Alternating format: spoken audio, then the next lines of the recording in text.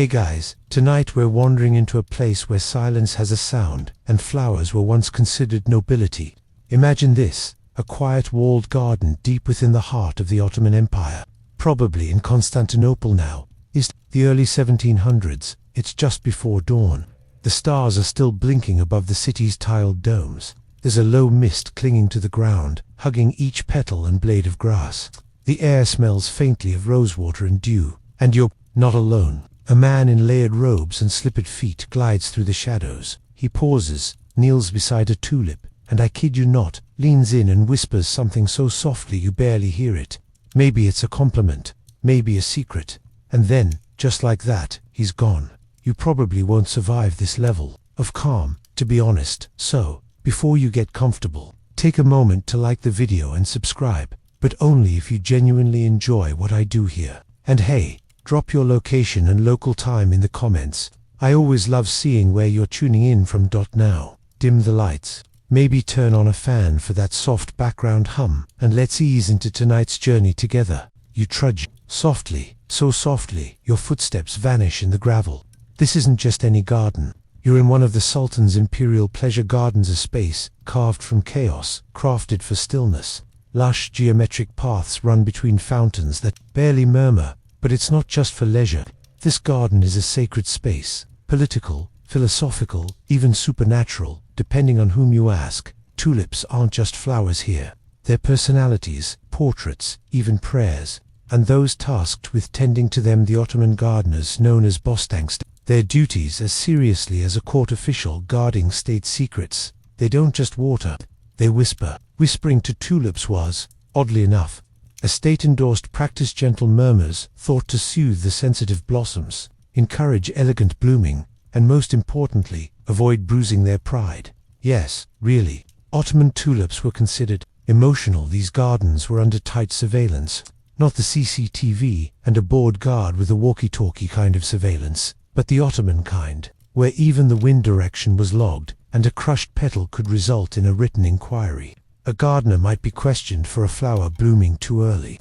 Suspicious tulip behavior, it seems, warranted paperwork. At this hour, everything moves in slow motion. Even the birds seem to know not to sing too loudly. The sky above the garden's cypress trees begins to lighten, but not a single voice disturbs the order. That's because bostanks aren't allowed to speak out loud. The rule is unspoken, ironically, but it's followed like law. Their voices, when used, must be soft enough that only the tulips can hear. Historians still argue whether this whispering was metaphorical, an artistic flourish in court poetry, a literal practice demanded by the Sultan's whims. But accounts from French and Venetian envoys suggest the whispering was very much real. They describe encountering mute gardeners, silent as shadows, who communicated with each other using hand signals while tending rows of intensely prized tulips. One ambassador joked he felt like he'd stumbled into a garden run by monks under a vow of silence. Except they wore robes dyed with pomegranate skins and occasionally smelled like jasmine. There's something faintly ridiculous about imagining state-paid men whispering, "You're doing great, petal," to flowers that cannot, in any known biological sense, understand compliments. But then again, this is the same empire that believed shadows could be poisoned, and that the placement of a single rug in a room could redirect fate. Whispering to tulips doesn't even crack the top 5. In terms of Ottoman eccentricities, it's not that the Ottomans lacked science. On the contrary, their botanical knowledge was sophisticated. The whispering wasn't a rejection of science, it was an embrace of subtlety. Sound, after all, is vibration. And who's to say the delicate vibration of a kind whisper doesn't affect how a tulip grows? In the 21st century, plant enthusiasts talk to their houseplants all the time. The Ottomans were just doing it centuries earlier. In silk slippers and embroidered belts, you drift further down the path, past a slow-moving stream fed by marble fountains shaped like lion mouths. In the water's reflection, the tulips ripple, gently reds, purples, and creamy whites. They look almost smug, and why wouldn't they be? These flowers live better than most humans. They are hand-fed, sun-positioned, and shaded with silk drapes when the afternoon glare grows too bold. Each flower has a name, a record, a family lineage, and somewhere in the gardener's logbook, there's a diagram showing where each tulip bulb was planted. what day it bloomed, and how many visitors stopped to admire it. If you ever thought your work reports were excessive, imagine having to file a memo about a flower wilting slightly off schedule. The garden is sectioned into formal beds, each bordered with clipped box hedges. The symmetry is obsessive. That's not just for beauty, it's about control. The Ottomans believed that the garden mirrored the empire. A perfect bed meant a perfect court, a slumped flower, a political omen. You could almost laugh at it, except no one laughs here. Not out loud, anyway. The Boston Kabaki, the head gardener, sometimes strolls through with an entourage. He's not just the guy with the fanciest shears, he holds real power. In addition to garden duties, he oversees executions ordered by the Sultan. The very same man who gently checks soil moisture in the morning might be swinging a scimitar by afternoon. It's a profession of extremes. One minute you're complimenting a violet for its color gradient, the next you're escorting a disgraced pasha to the Bosphorus with a velvet sack and a grim nod. Ottoman court life was like that. Beautiful, brutal, and always blooming or dying. Back to the tulips. A gardener crouches beside a rare one. Its petals curl into a tight spiral, crimson with veins of black. He leans in, whispers. Not words you understand. Just sound, just breath. The flower doesn't move, but somehow it listens. You know it does. There's a stillness around the exchange, like the entire garden is holding its breath. Tulips weren't native to Ottoman lands. They came from the Persian highlands, carried along trade routes, their bulbs wrapped in velvet to protect them from shock. Once introduced, they became something like imperial pets. Collecting, naming, hybridizing tulips weren't hobbies, they were obsessions. And whispering to them, that was both practical and poetic, a gesture of reverence. A declaration that silence, too, is a language worth speaking. You pause at the edge of the path. A breeze lifts the edge of your robe. The sun's first rays are touching the minaret tips beyond the garden walls.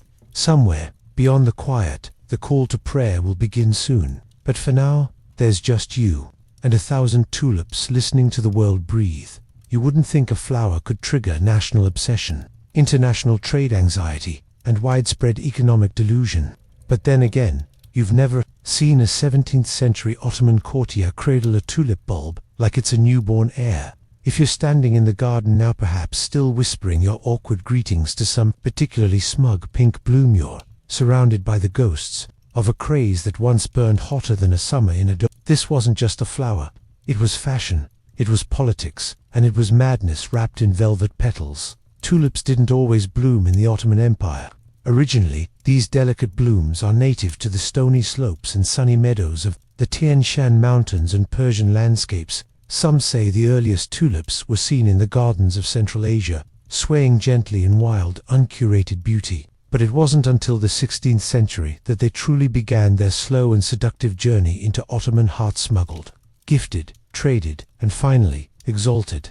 And here's where it gets weird. The arrival of tulips to the Ottoman court is often attributed to a botanist named Mehmet Ali Pasha, though historians still argue whether it was him or a string of earlier Persian gardeners who brought the bulbs that started the fire.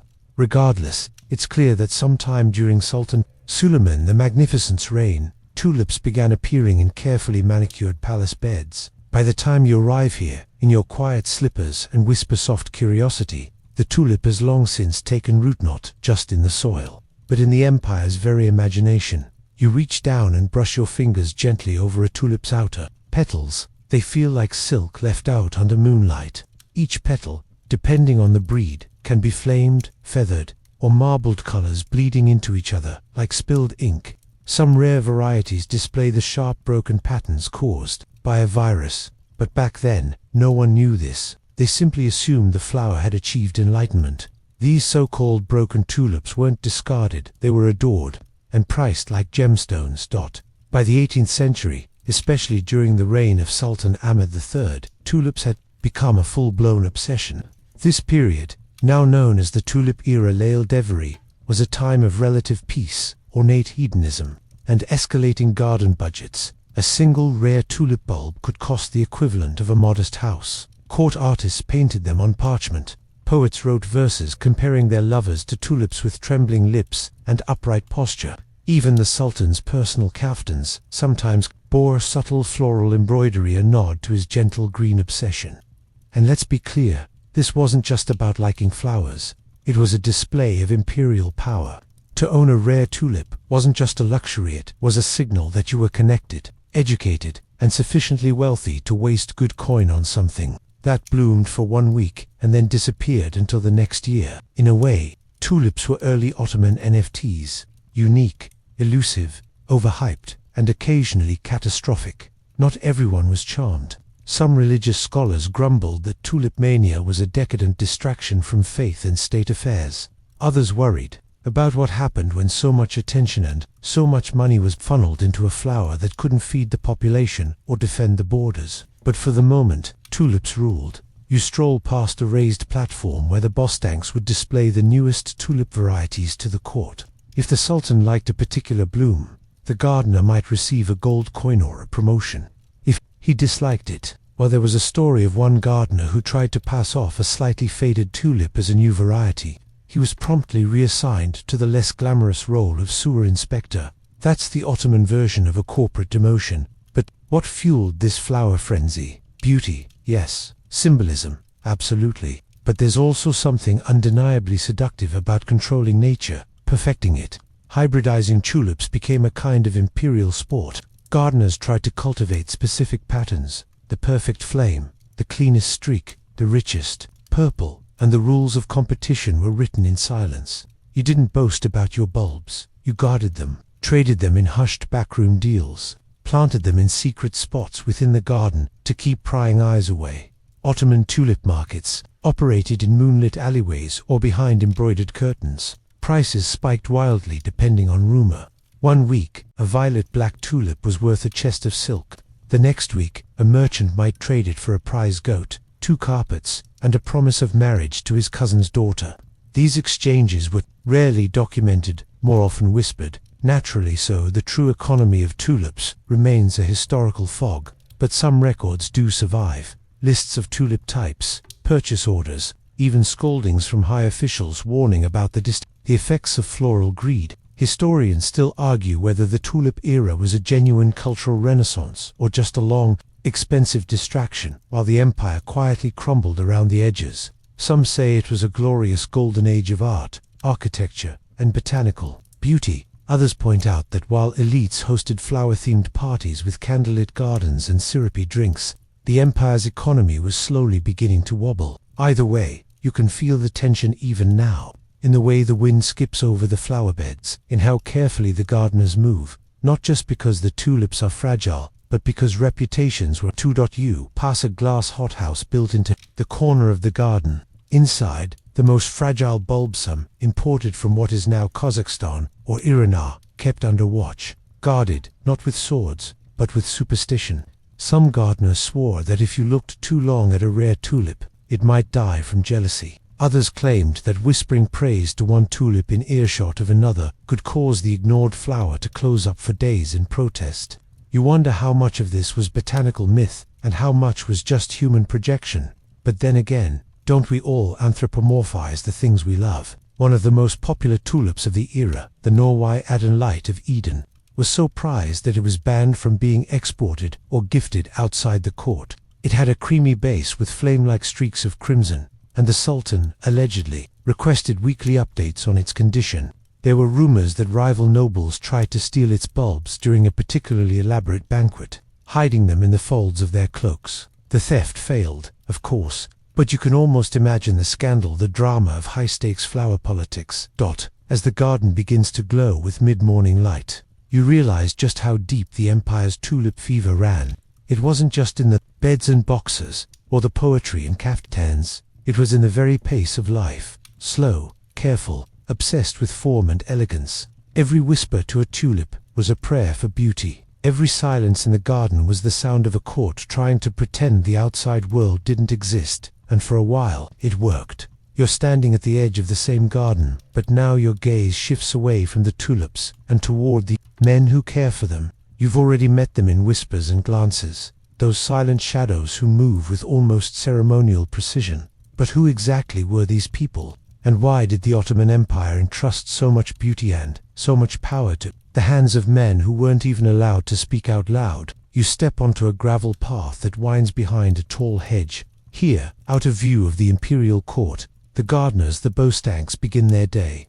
Their roles may seem poetic now, but make no mistake, these were not simply the gardeners of the sublime port were a unique hybrid of landscaper, soldier, spy, and ceremonial guardian. Their shovels could become weapons, their silence could be surveillance, and their loyalty, that was everything. The sublime port, by the way, wasn't just a fancy poetic term. It referred literally to the grand gateway into the Sultan's administrative heart, where power pulsed like a quiet, tightly guarded spring. And the gardeners who worked in these grounds weren't amateurs hired off the street.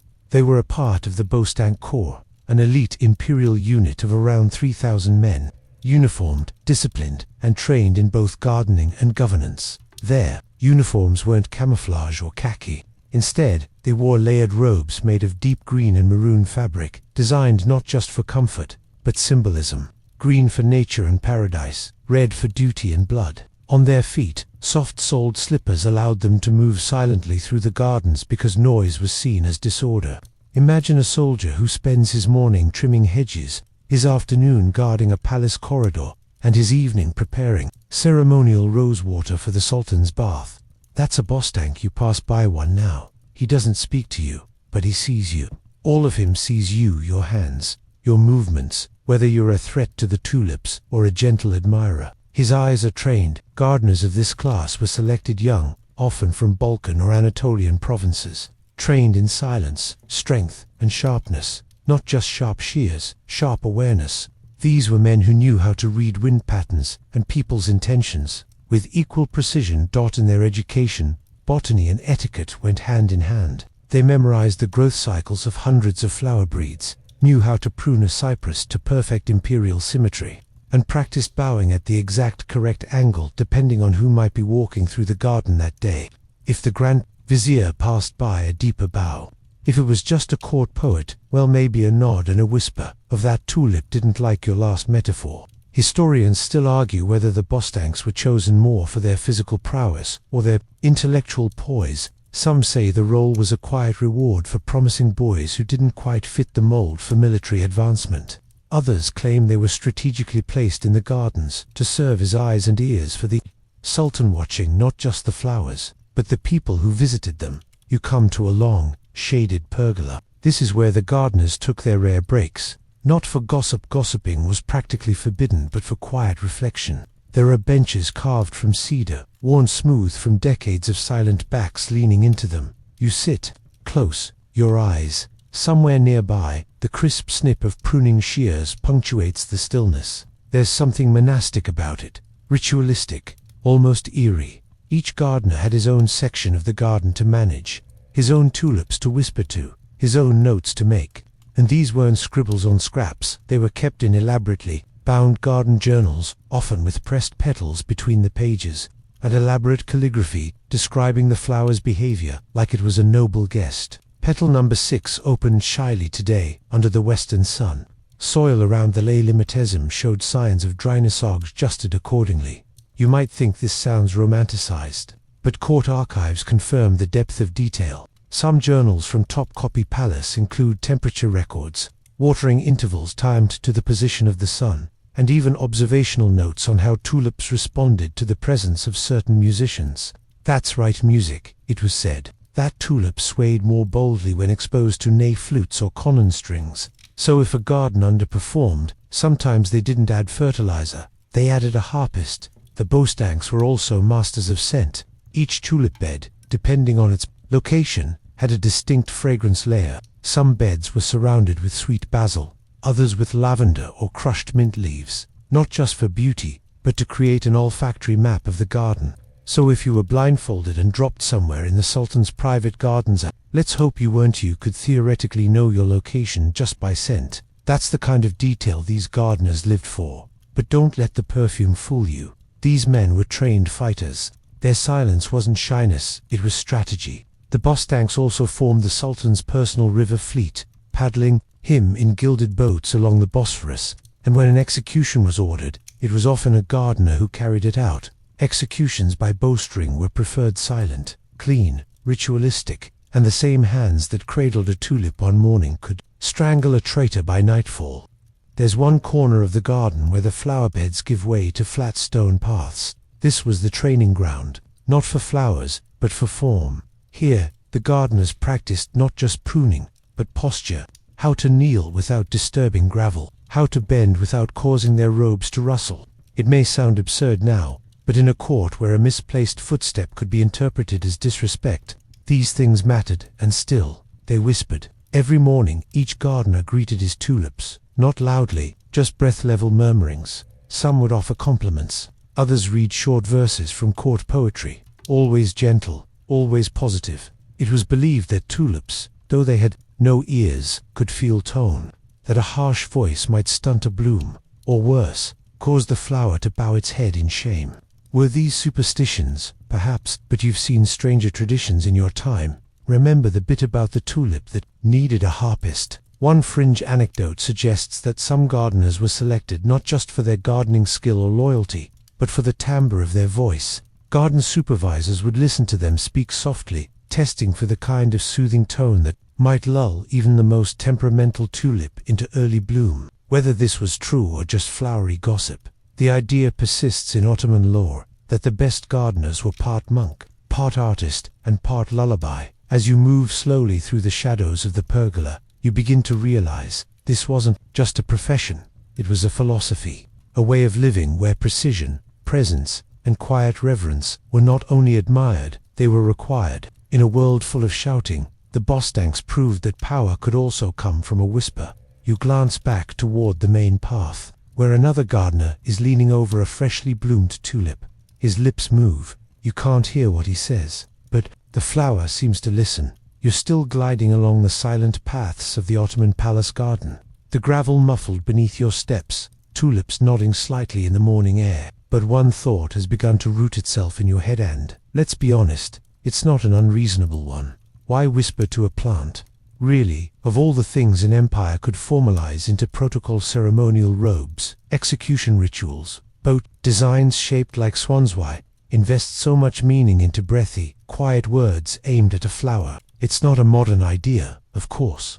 You've probably heard someone say that talking to plants helps them grow. Maybe you've even caught yourself apologizing to your aloe vera after forgetting to water it for 2 weeks. But in the Ottoman world, especially during the peak of tulip reverence, whispering wasn't just an affectionate eccentricity. It was a carefully cultivated tradition, a blend of botany, belief, aesthetics, and a dash of elite theater. Let's start with the simplest explanation. It was about calm. The Bostanks, as we've already seen, were highly trained. Their voices were rarely raised above a murmur.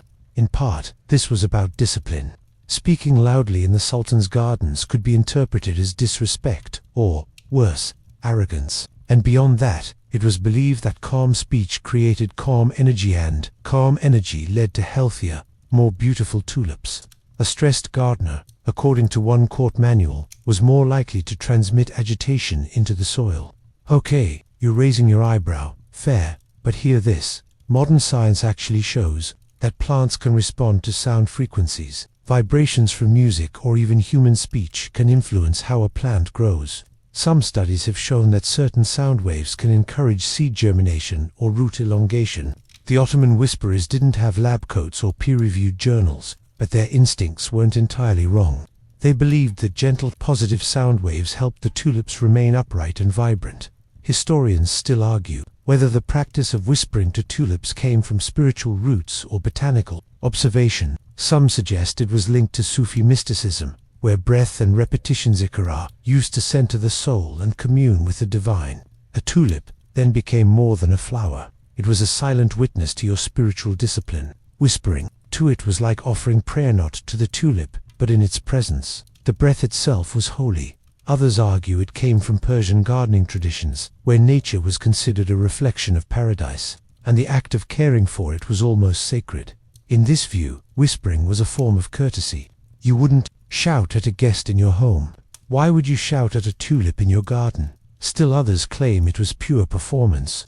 Tulip beds were often placed near promenades or reception gardens. Visiting dignitaries, ambassadors from France, Venice, or even Mughal India would pass through. watching the Sultan's retinue of gardeners moving like ghosts, silently tending, lips gently moving. It created a spectacle, a kingdom so refined that even its flowers were spoken to with reverence, a subtle diplomatic flex, like saying, "Look how powerful we are, we have time to whisper to flowers." You stop by a long marble bench beneath a mulberry tree. Nearby, a bostank kneels, beside a rare breed of tulip with black-tipped petals. His head bows slightly. His lips move. You strain to hear, but he speaks so softly, it's almost a sigh, and you wonder what do they say.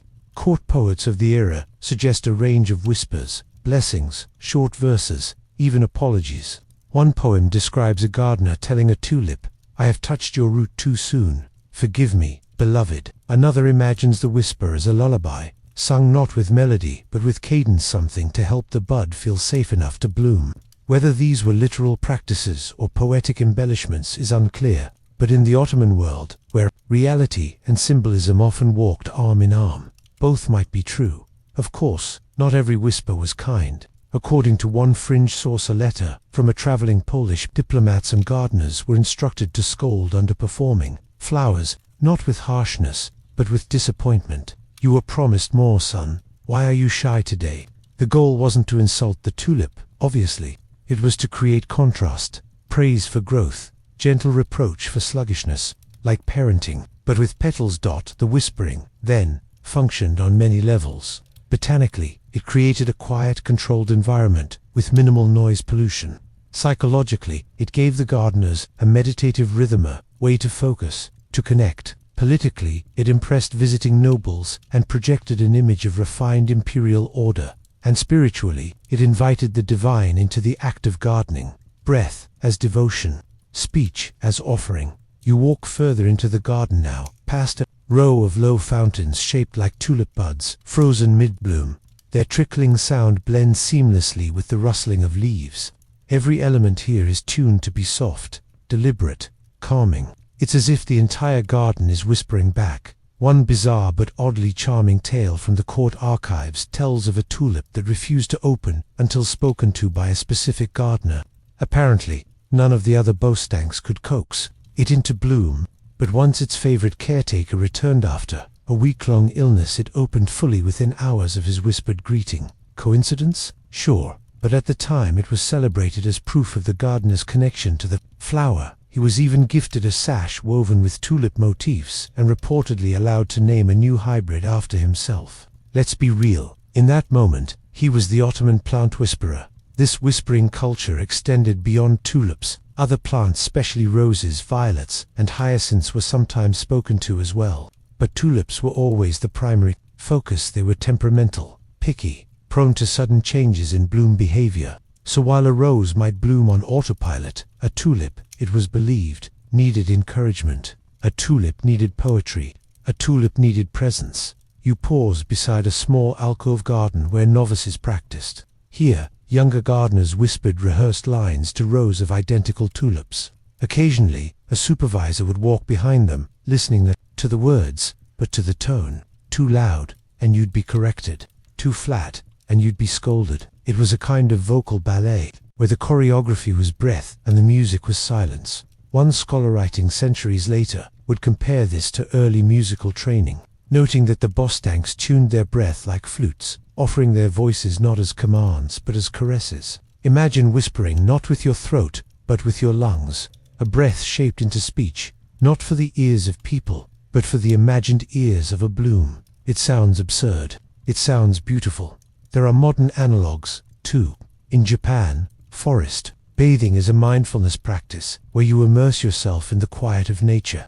In some rural Italian vineyards, winemakers still talk to their vines. In Nordic countries, there are tales of singing to seedlings to ensure a good harvest. The Ottomans, it seems, were not alone in their desire to soften the border between human and plant. You finish your walk at a narrow reflecting pool. It mirrors a sky beginning to pale with afternoon light. The tulips stand around it like noble courtiers, perfectly aligned. A breeze stirs their petals, and for a moment, you almost hear them whispering back. You don't know what they're saying, but maybe that's the point. You blink twice before realizing the petals aren't just pretty, they're listening. Well, maybe not exactly listening, But in the Ottoman Empire's golden age, the tulip wasn't just a flower. It was a cipher, a symbol, a quiet participant. In a shadowy game of power, secrets, and flowery subterfuge, you're no longer strolling through a peaceful garden tonight. No, now you're tiptoeing through the palace plots of Constantinople, where tulips bloomed like decoys and gardeners whispered orders like agents in the shadows. You ease through the Topkapi Palace Gardens' winding gravel path, the night humid with the scent of blooming narcissus, and soil still warm from the day. The gardeners hear those gentle souls. We just got to know her, not as innocent as they seem. In fact, under their layered robes and fragrant duties, some are paid not just to nurture the tulips, but to spy. Yes, you heard that right. Tulip whisperers by day, information gatherers by necessity. Welcome to one of the quietest intelligence networks the world never talks about. The Ottoman court was notoriously paranoid, with good reason. Betrayal wasn't just common, it was seasonal, like springtime pruning. The harem whispered, the scribes eavesdropped, the palace eunuchs knew far too much, and the walls, as they say, had ears. But the Sultan, he needed something more subtle, a method that wouldn't raise suspicion. So who better than the gardeners? Quiet, unassuming, always moving through the palace grounds, present but overlooked. And unlike the guards or bureaucrats, these florists with purpose could enter spaces others couldn't, all under the innocent excuse of checking on their delicate tulips. There's one particular tale you hear as you sit cross-legged in the shadow of a cypress, the reign of Sultan Ahmed III, the tulip-mad monarch of the early 18th century. You can almost see him now, robes flowing, his fingers trailing along rows of freshly planted bulbs. During the height of what would later be known as the tulip era, Ahmed encouraged not just tulip cultivation, but a kind of tulip surveillance. Courtiers rumored to be disloyal found their private gardens suddenly blessed with rare bulbs. Gardeners were dispatched to tend them, of course, but it wasn't just compost. They were spreading it, was listening, watching, and quietly reporting back. Now, this isn't to say that tulips themselves were the informants, though wouldn't that be something? Your Majesty, the purple-striped Rembrandt tulip reports the Grand Vizier is plotting something shady. But in a way, they were the perfect excuse to plant something or someone where needed. Historians still argue whether this was a formalized intelligence method or just a well-understood, unspoken practice, passed down gardener to gardener like family recipes for espionage. Some suggest the gardener's spy system was more legend than logistics. Others believe there was a coded language involved certain tulip arrangements in the Sultan's personal garden, meaning safe, danger, or traitor. No proof, of course, just whispers, just like the tulips liked it. But consider this, during Ahmed's reign, several high-ranking officials were arrested, or mysteriously disappeared shortly after their gardens were beautified by imperial florists. Coincidence? Maybe, but it makes you wonder just how many petals were brushed aside in haste, hiding notes, secrets, maybe even poison. And yes, poison. Don't act surprised. The Ottomans had a flair for quiet death. Remember, bowstrings, opium, and the occasional cursed sash. It's said that tulips were sometimes used as carriers delivering small vials of toxin hidden in the soil or the stems. Of course, the gardener had to be discreet. One wrong move, and boom, your whispering career ends. Not with a whisper, but a gurgle. So, as you might guess, only the most trusted of gardeners were enlisted for this role. They weren't just hired for soft hands and soothing tones. They needed to think fast, walk quietly, and never, ever look the wrong person in the eye. And they were paid well. In silver, in favors, in freedom. Some were granted land outside Istanbul, a rare privilege. Others were pardoned criminals, working off their debts with shovels and secrets. It was an unspoken bargain. You whisper to the tulips, and maybe they won't whisper about you. Funny how the Ottoman Empire, this vast machine of power, conquest, and bureaucracy, could be so thoroughly infiltrated by a network of gardeners. But then again, no one suspects the guy planting bulbs. You're imagining it now, a man in modest clothes, trimming a stem while listening intently to a conversation behind silk-draped windows. One gardener even earned the nickname the Leaf, for how effortlessly he drifted between gardens and gossip, always watching, never speaking above a hush. The sublime port, what we now romanticize as a bastion of ornate culture, was in many ways a place of paranoia wrapped in petals. Gardens were beautiful, yes, but they were also functional, weapons of perception. masks of menace. Every blooming bed of tulips could just as easily be an open ear, and you, if you had lived in that time, might have been one of them. Quiet hands, clever ears, whispering lies to your flowers while the court danced its deadly ballet. You'd blend right in. You'd learn the difference between the Sultan's favorite violet hybrid and the one he gifted his mistress as subtle cue of shifting favor. You'd recognize the rhythm of footsteps across the tiles and know when danger entered the garden. And you'd whisper your warnings not to people, but to petals, because the tulips never repeated what they heard, except maybe once. There's one chilling legend, barely mentioned in footnotes, a red tulip that bloomed out of season in the exact garden of a now-executed Grand Vizier. The petals reportedly formed a strange spiral, unnatural and perfect. Some said it meant revenge. Others claimed it was a message from the gardener who had vanished the week before his last bloom. His final whisper. Creepy, right? But strangely poetic, like the empire itself. So as you lie here now, you might feel the tickle of grass on your wrist and wonder, if the tulips were listening, what secrets would they keep about you? Don't worry, they're loyal, at least to the soil. And unlike spies with names and knives, tulips ask no questions. They just bloom, beautiful and silent. You wake to the slow bloom of 1,000 petals. Every single one the color of a jewel stolen from a sultan's dream. Reds like crushed rubies, yellows like sunlit amber, pinks so pale they seem to melt into the air. In the 18th century Ottoman Empire, these weren't just flowers, they were status symbols, diplomacy tools, and catalysts of a cultural fever so intense it could have made stockbrokers weep. And you, gentle traveler in time, are about to wander into the tulip fields of obsession. Tulipomania, it's not just a funny word to say. When you're half asleep, it was an actual, very real phenomenon. Though most famously associated with the Dutch, the Ottoman Empire had its own wild ride of tulip-crazed madness. But where the Dutch were interested in profit, the Ottomans they romanticized it. They turned tulips into divine messengers, poetic icons, and yes, whispering partners in their midnight gardens. The tulip era lolly-di-Paris, officially spanning from 1718 to 1730, might be one of the strangest golden ages in world history. During the reign of Sultan Ahmed III, this period saw art, culture, and gardening flourish like never before, especially gardening. Not just backyard trimming with dull scissors, no. This was elite-level, pearl-handled gardening shears only. You didn't just plant tulips, you choreographed them. You arranged them like musical notes in a symphony of soil. You whispered to them under the moonlight and bribed gardeners to import new bulbs with the stealth of a smuggler. And the prices, you wouldn't believe it. A single tulip bulb could cost more than a fully furnished home. Especially the variegated ones, tulips that bloomed with unexpected flame-like streaks due to a benign virus. These broken tulips were considered divine accidents, blessed blemishes of nature. Owning one meant you were both rich and at least good at pretending. Now imagine being a gardener in those days. You're not just some mud-streaked peasant with a trowel, you're a tulip alchemist. Your ears are always listening to the rustling leaves, to your competitors, to the whispers in the palace corridors about who got the last fire of Istanbul bulb. You'd risk your neck, sometimes literally, for a new tulip variant.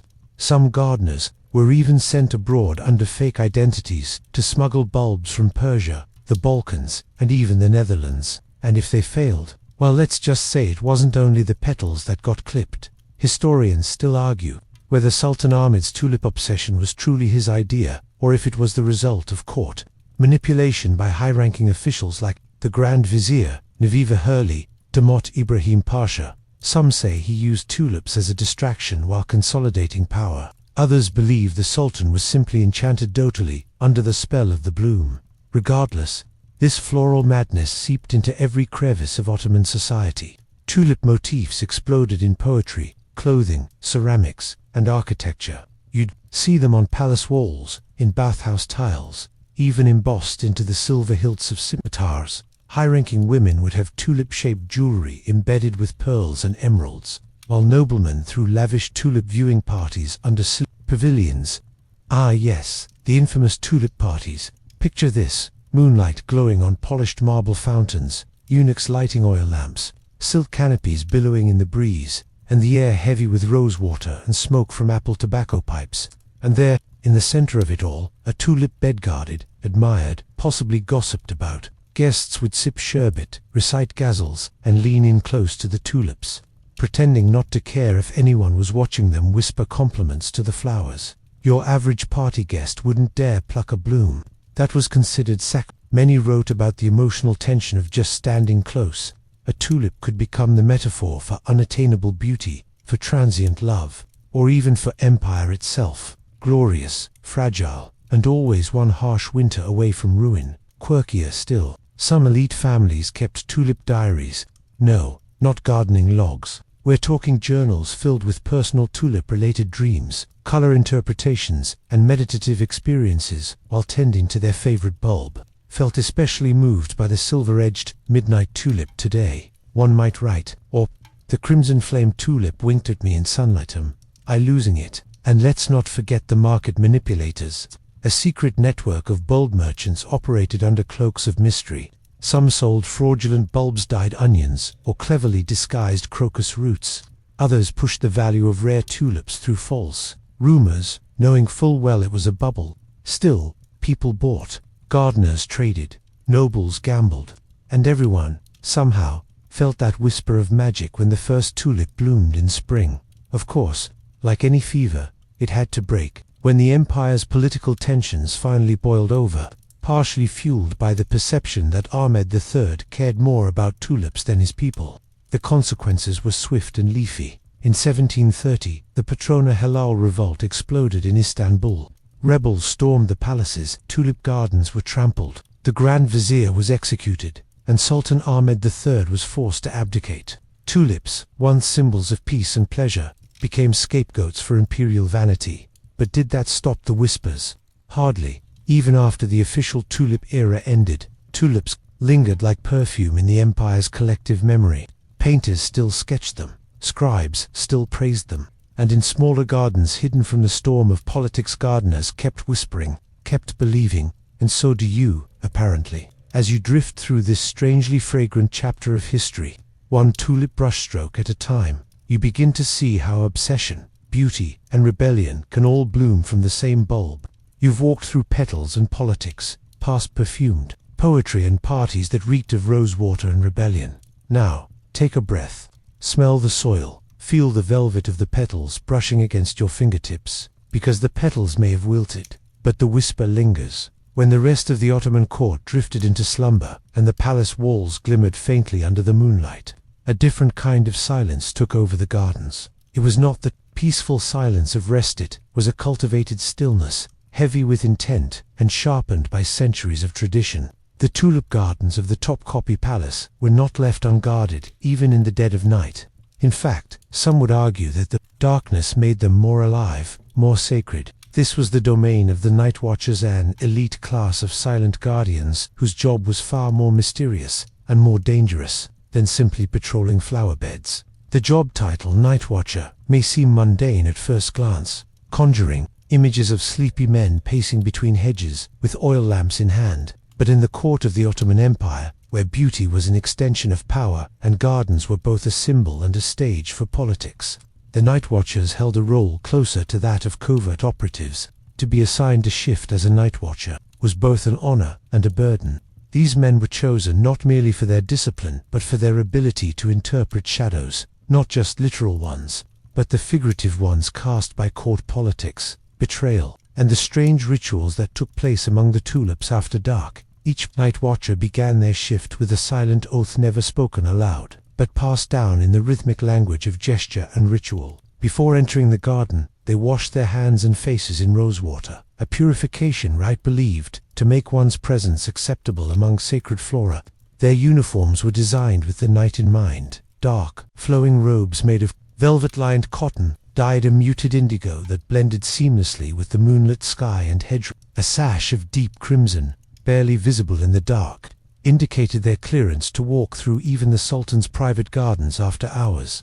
Armed not with swords but with short curved daggers, less for combat and more for ceremonial use, they carried small lanterns fitted with mirrored panels to project their light downward, never directly at the tulips. The light itself was softened through a veil of silk dyed with saffron, producing a golden hue that was believed to soothe the flowers and prevent any nocturnal agitation. Yes, even at night, the Ottoman gardeners and watchers believed the tulips could feel stress, tension, and betrayal. And in the Ottoman court, flowers were considered sensitive listeners. Their patrols were not random. The layout of the palace gardens followed both geometric symmetry and spiritual alignment, informed by principles of Islamic paradise gardens. Night watchers walked in very specific loops, some tracing the crescent moon, others shaped like stars or even tulips themselves. Deviating from these paths was not only a breach of discipline, it was sacrilege. Every step was tracked and timed. Notebooks bound in leather and tucked into their sashes recorded anomalies, changes in scent, strange animal activity, breezes that didn't match the weather. But above all, they listened. They listened to the wind rustling petals. They listened for footsteps, not their own. They listened for whispers. Yes, even at night, some gardeners swore that tulips could whisper back when spoken to. But most importantly, they listened for humans. Not all threats came with swords. Espionage was rampant in the Ottoman world, especially during the Tulip era, when rare bulbs became currency more valuable than gold. A single stolen tulip could lead to diplomatic collapse, or worse, embarrassment before foreign dignitaries. And so night watchers were trained to detect the almost inaudible creak of hidden doors leading from the harem to the outer gardens. They were taught to recognize the metallic scent of blood in the air. They learned to identify the faintest movement of silk against stone, often the sign of a concubine sneaking out under cover of darkness, perhaps to meet a forbidden lover, or perhaps to poison a rival's precious tulip bed. The night watchers were not mere observers. They had the power to intervene. If caught in an altercation, they were instructed to restrain, not kill. But if the intruder threatened the integrity of the garden, either physically or symbolically, their small ceremonial daggers had seen blood. These incidents were not recorded in public archives, but whispered stories tell of a watcher who slit the throat of a foreign ambassador's aide after he was discovered digging near the Sultan's private collection of flame-edged tulips, rumored to have been bred from a now extinct Persian line associated with prophetic dreams. Then, there were the garden ghosts, or so they were called, whether real or hallucinated by sleep-deprived minds. Many watchers spoke of fleeting figures among the flower beds, women in white, men with bird masks, children holding tulips taller than themselves. These stories were never officially documented, but they persisted. In fact, new recruits were warned of flower spirits who might test their resolve.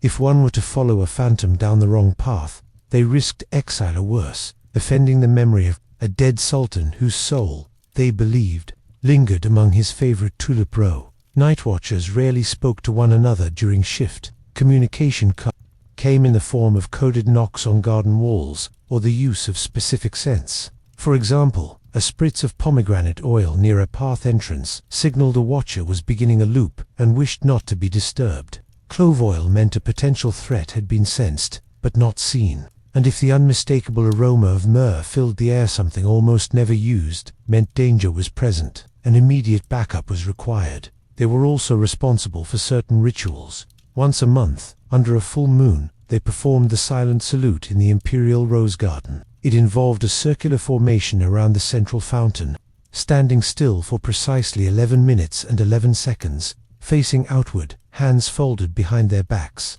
This ritual was meant to honor the spirits of dead gardeners and night watchers, and was observed with almost paranoid precision. Missing the ritual, even by accident, meant immediate reassignment of fan to posts far outside the capital, during especially tense periods, like during negotiations with rival empires or internal strife. The Sultan would station additional watchers in his secret tulip chamber. This was a domed indoor garden accessible only through a sequence of hidden passageways behind the harem. There, the night watchers operated in complete silence, even avoiding footsteps by walking barefoot on specially padded carpets. They slept in shifts, took their meals in the shadows, and spoke not even during prayer. In that chamber, it was believed that tulips could be coaxed into blooming 2 days early by the sheer force of serenity. It wasn't just tradition, it was strategy. The Sultan knew that the presence of calm, silent humans around his prized tulips would signal to his enemies that his empire, too, was calm and unshaken. A blooming tulip, under impossible conditions, was political theater of the highest order. But perhaps the most haunting truth about the night watchers was this: they were often never seen again. Retirement wasn't common. Many disappeared into new identities, sent as whispering emissaries to distant provinces, or reassigned as shadow tutors for the Sultan's children. Some believed they were buried in the garden walls, their bodies nourishing the very flowers they once protected. To this day, if you walk the remnants of the old imperial gardens and stay long enough into the night, some say you might hear it, that soft rustle, not of wind, but of velvet robes sliding through the hedges. And if you ever see the faint golden glow of saffron-tinted light dancing across a tulip bed long after midnight, don't follow it, just bow your head and walk away. In the Ottoman Empire, the garden was never just a garden. It was a stage, a sanctum, a place of worship and espionage, a mirror of imperial ideology. And in this peculiar world where tulips were whispered to, it wasn't just the soil that needed tilling, it was the paper, the ink, the parchment, the law. To understand Ottoman gardens fully, one must peer behind the fragrant foliage and blooming beauty into the archives, the shelves, the ledgers, and the hands that trembled, not from digging but from writing. The true beauty of the Sultan's prized tulip beds was not only in how they bloomed, but in how they were recorded, tracked, justified, and archived with suffocating precision. Because in this empire, botany was bureaucracy, in a society that prized symmetry, hierarchy, and divine order. It made sense that even gardens would require ledgers, manifests, registers, and a steady stream of reports. Every tulip planted, every bed pruned, every bulb imported had to be catalogued with almost religious devotion. It wasn't simply about counting flowers, it was about affirming control. Control over nature, control over beauty, control over time. The chief gardener, called the Boston Kabaki, was not just a man who knew where to place an orchid or how deep to bury a crocus bulb. He was a statesman in muddy boots, a master of rituals and horticulture, who also functioned as a palace official. He had access to the Sultan's private gardens, oversaw a workforce that included spies and executioners, and filed reports that could eventually reach the highest court. His position was equal parts poetic and terrifying. Every month, the boss was required to submit gardening reports to the imperial scribes. These were written in an Ottoman Turkish script, so elaborate it curled like vines, and these weren't frivolous little memos. They detailed which species were growing in each courtyard, how many bulbs were purchased or bloomed, which gardener had made a mistake, and even which corner of which bed had soil too acidic for carnations. You might imagine that the Ottomans had better things to worry about, but for them, gardens were the empire in miniature.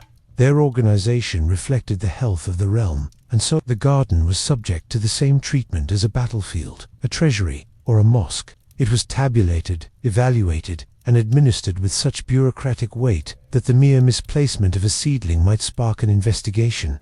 The Sultan might not flinch at the loss of a soldier, but a rare tulip missing from its expected corner of the garden. That required explanation, immediate explanation. The records themselves, known as kukuf defterleri, floral registers, were preserved in leather-bound books kept under lock and key in special archives. Pages were often color-coded with colored sketches of the tulips or other flowers rendered in exquisite ink detailing their appearance, known lineage, and ideal blooming times. The calligraphy was so ornate that some modern scholars suspect these registers were treated almost as scripture. Each flower had a name not just scientific, but poetic. Some tulips were called things like the Whispering Bride, the Emperor's Lantern, or Crimson Reflection of the Moon. These names weren't written casually. They were approved by garden officials after multiple inspections. Much like naming a royal child, bureaucracy extended even to language. You could not call the flower blue in a register if it was not certified as blue by at least 2 garden scribes and the court poet. A wrong description was considered a sign of carelessness or treason. The scribes who maintained these documents were trained not only in writing but in horticultural terminology, seasonal charts, and court etiquette. Some were monks from religious orders, others were failed poets who found employment in this labyrinth of petals and ink. Their lives were monastic, with rigid work hours and strict silence rules, mimicking the behavior of the gardeners themselves. There are accounts of punishments being issued to scribes who made transcription errors in the garden ledgers. One bulb count resulted in the scribe being reassigned to a lower position, not in another garden office, but cleaning the boots of gardeners. Another scribe, who accidentally filed a winter-blooming flower under summer, was publicly shamed before the gardening guild. His punishment was to recopy the entire 600-page seasonal cycle of tulip life by hand, without breaks and without error. Gardens were not only botanical displays but statistical performance pieces. When dignitaries from Europe visited, the Sultan's officers would proudly display the garden ledgers before the flowers themselves, almost as if to say, "See what we've controlled, see what we've measured, see how precise we are." But bureaucracy had its enemies. There were those who despised the layers of paper, the constant scribbling, the obsession with numerical flower management. Some master gardeners believed that too much record-keeping drained the soul of gardening, that one could not feel a tulip's needs through ink. Whispers of these dissenters often reached the ears of garden informants, who, loyal to the Boston Kabaki, would report them for anti-imperial thinking. Yet, it wasn't only resistance that emerged. Like all bureaucratic systems, the garden records became a site of fraud, manipulation, and quiet rebellion. Some gardeners bribed scribes to upgrade the descriptions of their flowers, making them sound more exotic. Others secretly moved bulbs from one bed to another just to confuse the records. A famous case involved a gardener who artificially dyed a common tulip to look like a rare one. The fraud was only discovered after 3 months of lavish praise and even a medal from the court.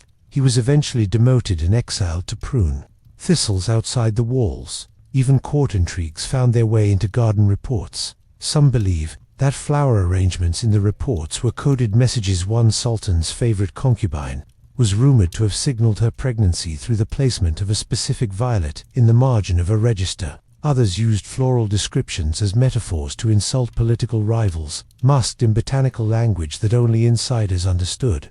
Ultimately, the obsession with garden records mirrored the Ottoman Empire's growing fixation on order amid decay. As the empire stretched and cracked under its own weight, the garden ledgers grew thicker. More flowers were named, more beds detailed, more punishments issued for petty botanical infractions. In a sense, the gardens were a last bastion of imperial pride. If the borders could not be secured, at least the tulips could be. But paper, like petals, is fragile. As the empire declined, many of these registers were lost, destroyed in fires, or eaten by damp. Others were sold to collectors in Europe, who marveled at the sheer madness of it all. A few survive today, tucked in dusty libraries in Istanbul, silent echoes of a world where every flower was a fact, every leaf a ledger, and every garden a government. To walk through those gardens back then was to breathe bureaucracy in bloom, to see not just beauty, but a system, a structure, a mirror of the empire itself. There was a time in the 18th century Ottoman Empire when a tulip was not merely a flower, and a turban was not simply a headdress. Together, they formed an entire language and aesthetic, a code, a philosophy of power and pleasure. To understand the madness of tulipomania is to understand that the tulip and the turban were symbols deeply fused into the Ottoman soul. They were not just luxuries of silk and bloom, they were declarations of identity, of taste, and of secret seduction. And nowhere did their union become more potent or more dangerous than the courtyards of the palace and the hidden rituals of the elite. The tulip was a flower of quiet power, imported centuries earlier from the rugged, mountainous regions of Central Asia. The tulip had journeyed with the Seljuk and Ottoman Turks as a symbol of divine perfection. But by the reign of Ahmed III in the early 1700s, the tulip became more than heritage, it became obsession. It was painted onto porcelain, stitched into robes, carved into the marble fountains of Topkapi Palace, and the turban, it transformed in parallel. Once a symbol of faith and modesty, it evolved into a canvas for flamboyance. Large, sculptural, and outrageously layered, turbans became monuments to personal wealth and refinement. The more extravagant the turban, the more daring the wearer. And it was not uncommon for elite Ottomans to tuck rare tulips into their turbans, flaunting them not unlike modern-day lapel pinzets. This ornament could cost more than a house. The symbolism was loaded. A man's turban was his crown, and the tulip nestled within it was a coded message, an invitation, a boast, a secret allegiance. Courtiers would exchange tulip bulbs as political favors, sending them wrapped in silk, scented with ambergris, their names written in calligraphy. Some tulips were bred not for beauty but for rarity. Stripes, flames, and speckles caused by viruses were considered divine accidents. The more mutated the tulip, the more valued it became. And if a man wore one of these anomalies in his turban, It was akin to wearing a living jewel, a statement that he was not bound by conventional taste. What makes this all the more astonishing is the extent to which these customs filtered down into the fabric of Ottoman daily life. Gardeners became artists, bureaucrats became florists, religious scholars debated whether tulip breeding was an act of vanity or a form of divine worship. Sufi poets wrote of tulips and turbans as twin symbols of love and mortality. The very shape of the tulip, a single, rising chalice, mirrored the silhouette of the turban, which in turn mirrored the domes of mosques. It was an aesthetic ecosystem. The turbans of this era were not light affairs. Some reached such enormous proportions that satire spread through whispers in the coffeehouses of Istanbul. It was said that a man's pride grew with his head wrap, and soon entire wardrobes were designed around accommodating these structures. Tailors began making wider collars, looser jackets, and elaborate turban accessories that would secure a tulip bulb without crushing its delicate stem. Some turbans had hidden cages of wire or wood to keep their shape, a type of wearable architecture, a stage for the flower. But as with all things gilded and extravagant, there were those who resisted. Hardline clerics condemned the tulip's rise as un-Islamic, frivolous, and sinful. They pointed to the turban-tulip duo as evidence of decay at the empire's moral core. For them, the flower in the headdress was not beauty but vanity, not power but blasphemy. Public sermons were delivered that mocked high-ranking officials who spent more time tending tulips than tending to justice. Shall the petals rule the empire now? One preacher is said to have asked a crowd in Üsküdar, "Shall we water flowers while our people starve?" Yet the empire's elite, especially those in the inner circles of the Sultan's court, refused to let go. The tulip was too powerful a symbol, and its pairing with the turban to perfect an embodiment of Ottoman visual philosophy. Even foreign diplomats took notice. Letters from Venetian and French envoys describe Ottoman ambassadors arriving in Europe with towering turbans and fresh tulips pinned like military decorations. European hosts found it both ridiculous and hypnotic. Satirical sketches circulated in Paris, mocking the flower-headed Turks. Yet their style began to influence French garden design and even the Rococo movement. The tulip and turban had crossed borders. Within the Topkapi Palace, however, this visual language turned into something even stranger. It became an espionage tactic. The secret police of the palace, the tulip watchers, began noting which officials wore which tulips and where. Certain flowers were bred exclusively for specific court figures. Rumors emerged of encoded meanings. A red-edged tulip in a white turban meant rebellion. A dark purple bulb in a green turban meant grief or mourning. A solid gold petal, almost mythical, meant favor from the Sultan himself. These tulips were grown under lock and key, and only the palace gardeners, sworn to secrecy, knew how to breed them. They were kept in cloistered gardens, tended under moonlight, far from public eyes. The consequences of wearing the wrong tulip, or, worse, wearing one not granted, could be devastating. There are recorded cases of men being stripped of their turbans and titles in public for flaunting a bulb that was not theirs to wear. In one chilling incident, a high-ranking vizier was poisoned not for treason or corruption, but for having cultivated a rare black tulip that was meant to be exclusive to the Sultan's own cousin. His death was ruled horticultural arrogance. As tulipomania spiraled, even the Sultan's inner harem joined the floral theater. Women began weaving tulip motifs into their veils and binding miniature bulbs into their braids. A prized gift among concubines was a silk turban for dolls, adorned with tiny tulips, symbolizing hopes of elevation in rank or favor. There was something subversive, almost magical, in this silent fashion language. To wear a tulip was to wear a story, a desire, a claim to beauty that defied the mundane.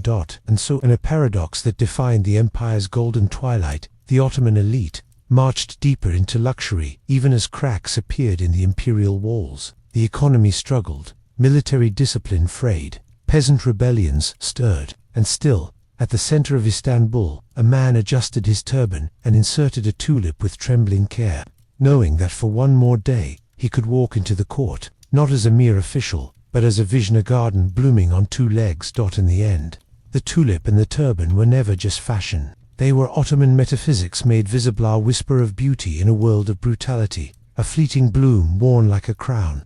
When the empire began to rot from within, some claimed it was because the petals had grown too heavy for the stem to hold, but others knew better. They knew that the tulip was never just a flower and the turban never just cloth. They were the final act in a delicate performance of empire, beauty, and inevitable decay. In the Ottoman court, the scent of a flower was never merely fragrance, it was a message, a code, a declaration of power, discipline, and ritual. Among the tulip-obsessed elite, the empire's floricultural passion evolved into an intricate system of scents and ceremonies. The empire did not merely grow flowers, it composed with them, choreographed them, and whispered to them in winds that carried coded fragrances through the palace corridors. Here, amidst the marble courtyards of Topkapi Palace, the act of smelling a flower could be political. The very air was governed by rules unseen, but sharply enforced. Each breeze, every gust through the gardens, was part of a larger ceremonial structure. The scent protocols and wind rituals, an elaborate imperial system by which tulips and wind currents were used to convey orders, preferences, and even royal moods. Let us begin with the air itself. Inside the Sultan's inner sanctum, a system of ventilation ducts was enhanced not merely for cooling, but for carrying scents, each carefully chosen based on occasion, mood, and political climate. These scent ducts would be lined with clay pots of crushed petals, oils, and rare spices. Rosewater and musk were used on days of celebration. Ambergris was used when military campaigns were underway. But it was the tulip, the Ottoman Empire's sacred flower, that held a special place in this olfactory code. The scent of tulips, however faint and fleeting, was meant for introspection and internal affairs. The Sultan had a private scent master, known as the Kokkaku, whose job it was to determine and direct the olfactory atmosphere of the palace. These scent masters trained from childhood, memorizing the scent profiles of thousands of flowers and their combinations, adjusting them like musicians tuning instruments. Kokkakus could read the psychological state of a courtroom by detecting how scent lingered or evaporated. Were courtiers too still, too distracted? Were certain oils not rising properly through the wind shafts? A misdirected scent was considered not just a breach of decorum, but a symptom of internal rot. Then there was the wind ritual itself, performed each morning in the Sultan's tulip pavilion. The head gardener priests, known as Lail Effendisi, would assemble before dawn and unroll long gauze banners dipped in different flower oils. These banners were suspended on poles over the outer garden wall. As the early morning wind swept in from the Bosphorus, the scents would be carried into the palace. Inside, officials would pause their morning routines and inhale. Each wind pattern was monitored carefully. If the banner of Harem tulip oil, known for its bittersweet scent, fluttered twice and the wind moved eastward, it could mean the Sultan was in mourning. If Karag's tulip, with its peppery citrus bloom, was smelt on a northern breeze, it could signal a private meeting of the imperial council. The tulip became a medium not just of beauty, but of signaling mood, order, urgency. Sometimes, the scent rituals were used to manipulate foreign envoys. A visiting ambassador might be greeted by a light waft of Gulbahar blossom, implying friendship, only to find the fragrance replaced an hour later by the pungent Assaman root. As a sign of warning, the sublime port was subtle and often cruel in its floral diplomacy. In one famous case, a Venetian emissary reported returning to his quarters to find it thick with the scent of overripe tulips, a symbolic gesture indicating that his proposals were already withering. Perfume was also worn in code. High-ranking harem women were trained in the scented language, a protocol developed to allow them to communicate safely without words. A wrist dabbed with Sealail black tulip oil meant discretion required. A veil lightly scented with Yıldız Tazu stardust tulip hinted at ambition.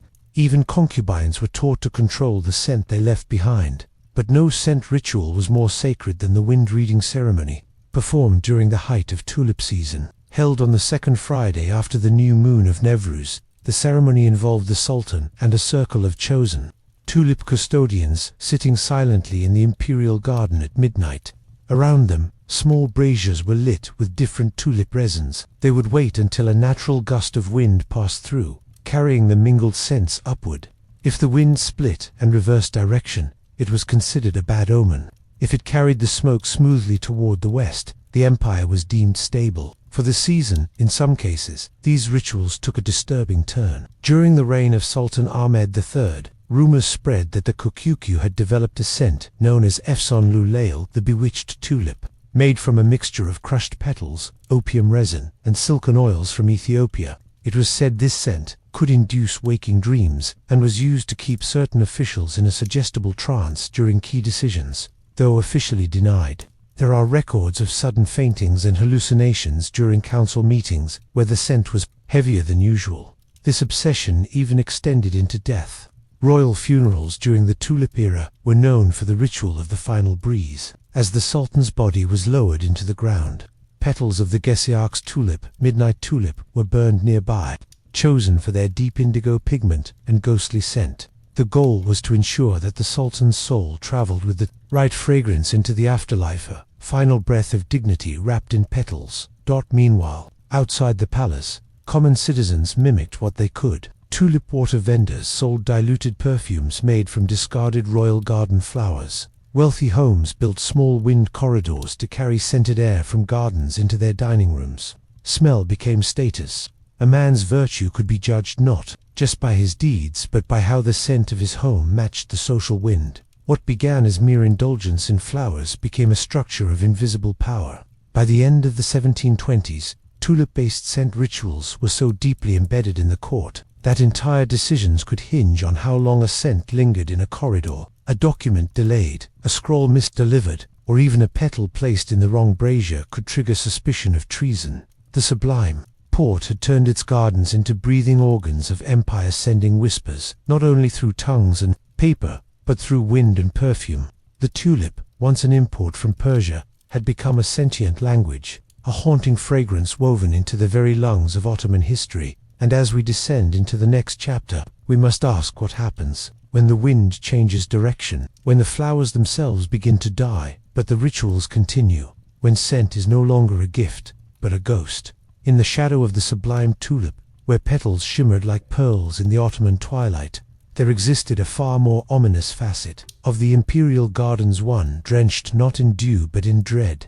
These were the secret corners of death, the so-called garden execution sites. Unlike the raw brutality of European scaffolds or public guillotines, the Ottoman Empire turned even its killings into choreography, hidden beneath the elegance of horticulture. Executions in these gardens weren't merely punishments, they were performances masked in ritual, fragrance, and silence.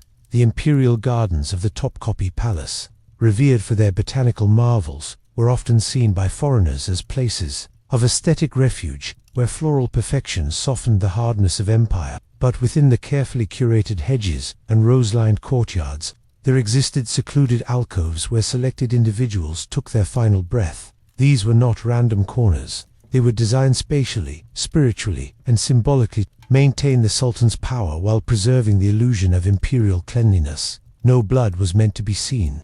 No cries were to be heard. The empire, like its gardens, must appear serene. In Ottoman law and protocol, the Sultan possessed the absolute right to execute anyone within his domain, including his own sons, viziers, or concubines. This decree was wrapped in both Konan, secular law, and Sharia, but more crucially, it was enforced through custom, an unspoken understanding that power must be pruned like a rosebush. Even the most beautiful, if left unchecked, would grow wild. And so, death was administered in silence, with soft steps and silk cords. Beheading, considered too crude for palace grounds, was rarely used. Strangulation, especially by bowstring, became the signature method, silent, effective, bloodless. But why gardens? The answer lies in the empire's obsession with symbolism and control. Gardens represented order in a chaotic world. They were a mirror of the divine, echoing the Quranic visions of paradise. To kill within a garden was to suggest that even death served harmony. The victim did not die among squalor or noise, but amid roses, beneath the whispering cypresses, surrounded by chirping birds and trickling fountains. It was aestheticized annihilation, death softened by the scent of jasmine. There were specific locations within these gardens rumored to be reserved for such executions. The Yasli Kuna old plane tree near the imperial gate was whispered to have witnessed more deaths than dawns. Beneath it, palace guards known as the Bostank, or gardeners, performed their most dreadful tasks. These guards were trained in more than horticulture. They were executioners, spies, and enforcers cloaked in the gentle garb of caretakers. Their knowledge of pruning trees was equaled by their skill in eliminating threats. Often, the condemned were not informed of their fate until the very moment they would be summoned for a walk in the garden, sometimes offered coffee, other times a pipe of tobacco.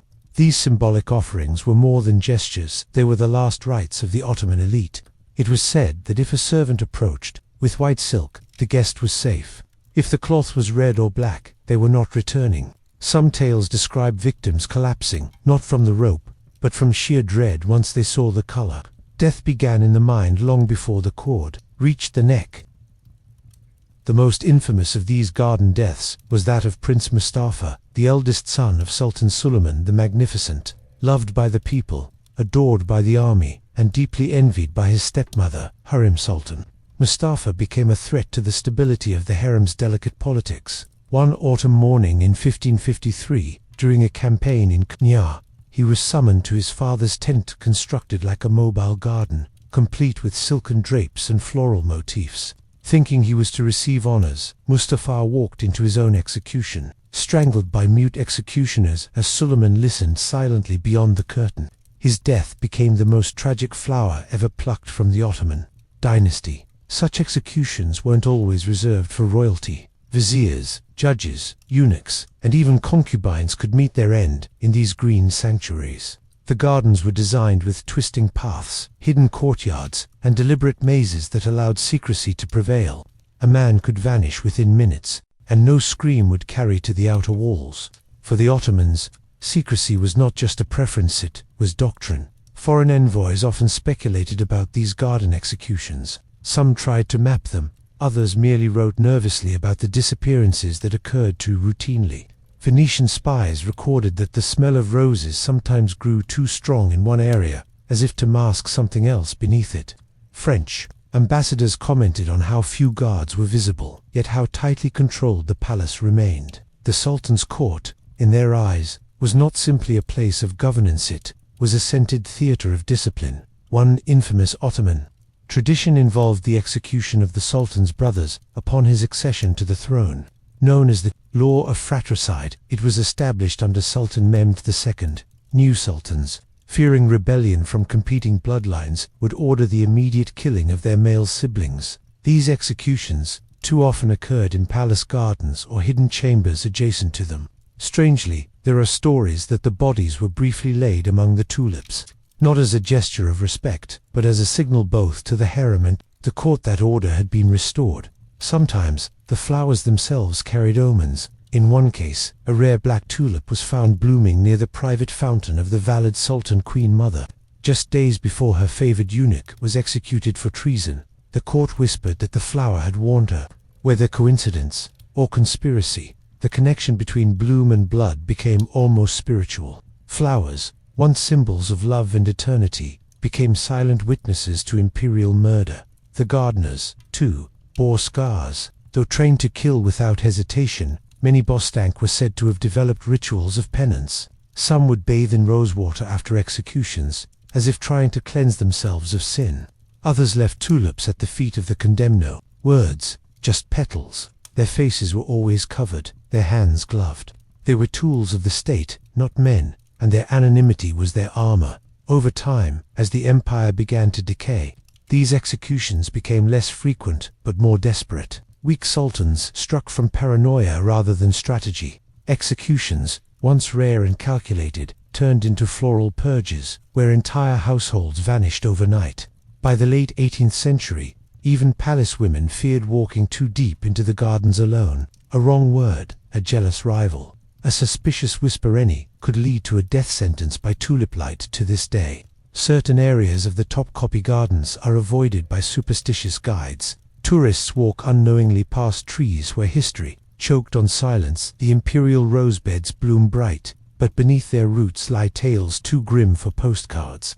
The garden execution sites are not marked. There is no plaque, no ceremony. But if you listen to the wind move through the branches, it doesn't always sound like rustling, it sounds like gasping. Even in death, the Ottomans cultivated elegance. They believed a garden could contain both beauty and brutality, a petal and a noose. In their eyes, to die among flowers was not merely symbolic, it was an imperial truth, one that whispered, gently yet fatally, the tulip does not bloom forever. It sounds absurd at first, doesn't it? The idea that flowers soft, fragrant, delicate, tulips, could be drawn into the grim theatre of war. But in the Ottoman Empire, where the political was often poetic, and the poetic could be dangerously political, tulips were far more than ornamental. They were national emblems, imperial symbols, coded messages, and even unbelievably tools of warfare.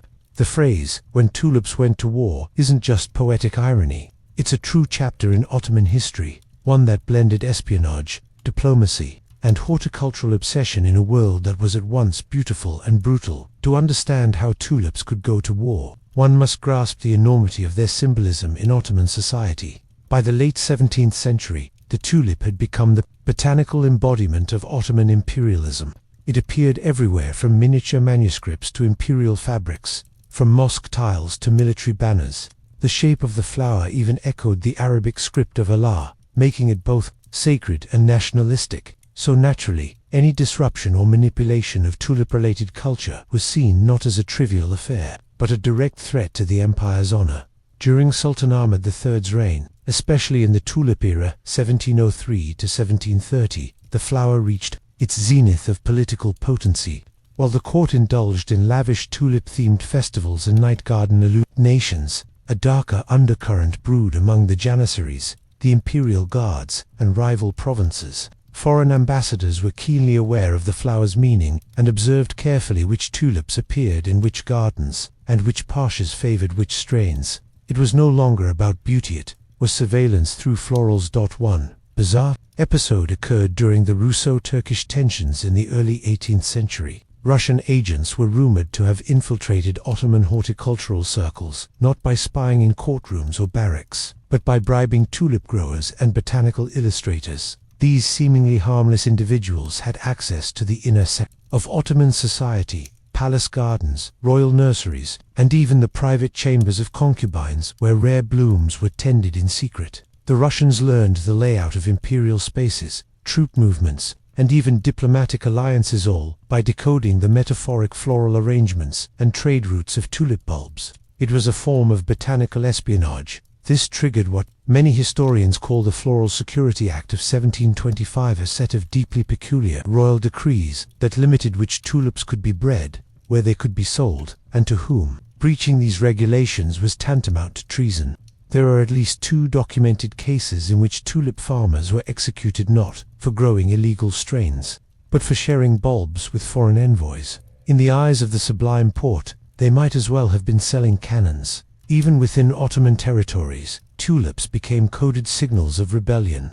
In certain provinces of the empire, particularly among Arab and Kurdish governors, dissatisfied with Constantinople's appearance of specific tulip patterns in court attire, became symbols of protest. One robe featuring a hybrid tulip design called the Ashen Sun was essentially a silent scream, a message that the empire was rotting from within.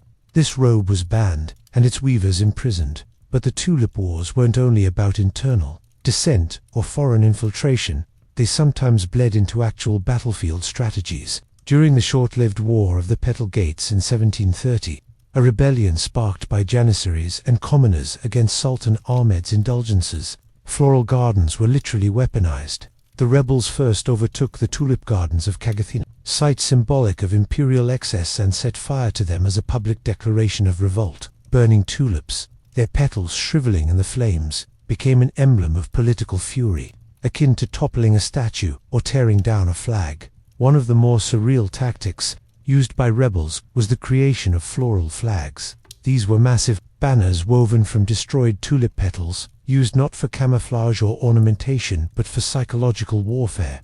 Rebels would march under them, demonstrating that they had killed the Sultan's most beloved creation, 2 loyalists of the empire. This was more terrifying than swords. The Sultan, sensing the symbolic devastation, retaliated in kind. His forces were ordered to preserve and guard not just fortresses or bridges, but entire tulip fields. The Janissary elite were assigned to protect the imperial nurseries. These warriors, trained in brutal battlefield conditions, now found themselves posted like anxious gardeners, watching over fragile bulbs like they were crown jewels. A special militia, called the Petal Guard, was formed in 1729. Their official charge was to ensure the continuity and purity of the tulip legacy of the Sublime Porte. but unofficially, they were intelligence officers. They monitored floral exchanges at marketplaces, intercepted shipments of bulbs on the Bosphorus, and arrested anyone carrying sketches of imperial blooms. At its peak, the Petal Guard had nearly 400 members. Ironically, many were illiterate, but could identify over 200 tulip varieties by Sita necessity, that sometimes decided who lived and who vanished. By this point, the line between war and flower had blurred entirely. There's one infamous record from the court historian Ntb Effendi, who recounted a skirmish between two regional governors over a tulip variety called the Night Whisper. The flower had once only grown in the private garden of Sultan Ibrahim, and possession of it was seen as an act of blasphemous appropriation. The fight over its ownership escalated into a blood feud. Two entire families were exiled, and dozens of soldiers died defending a flower bed. European diplomats, especially the Dutch, who had their own tulip craze in the 1630s, watched. The Ottoman flower conflicts with a strange blend of horror and admiration. They couldn't understand how a flower had become so powerful that it dictated military policy, determined political loyalty, and incited revolts.